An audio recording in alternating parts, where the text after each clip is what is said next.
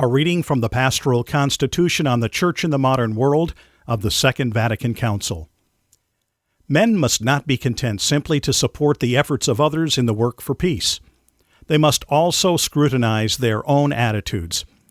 Statesmen, responsible as they are for the common good of their own nation, and at the same time for the well-being of the whole world, are very much dependent on the opinions and convictions of the general public. Their efforts to secure peace are of no avail as long as men are divided or set against each other by feelings of hostility, contempt, and distrust, by racial hatred, or by inflexible ideologies. There is then a very great and urgent need to re-educate men and to provide fresh inspiration in the field of public opinion.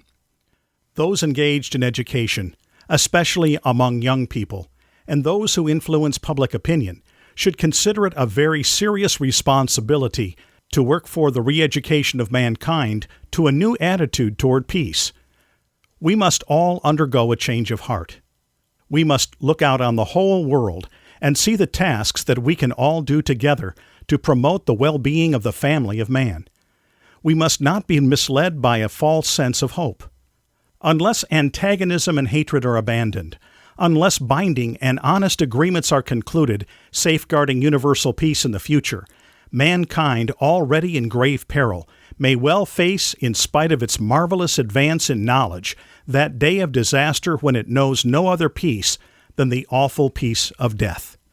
In saying this, however, the Church of Christ, living as it does in the midst of these anxious times, continues unwaveringly in hope.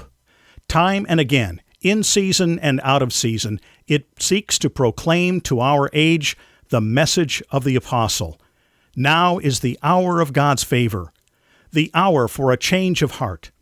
Now is the day of salvation. To build peace, the causes of human discord which feed the fires of war must first be eliminated, and among these especially the violations of justice.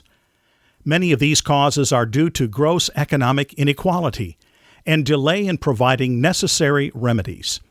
Others arise from a spirit of domination and from a contempt for others, and, among more fundamental causes, from human envy, distrust, pride, and other forms of selfishness. Since man cannot bear so many violations of due order, the result is that, even where war does not rage, the world is constantly plagued by human conflict and acts of violence. The same evils are also found in relations between nations. It is therefore absolutely necessary that international institutions should cooperate more effectively, more resolutely, and with a greater coordination of effort in order to overcome or prevent these evils and to check unbridled acts of violence.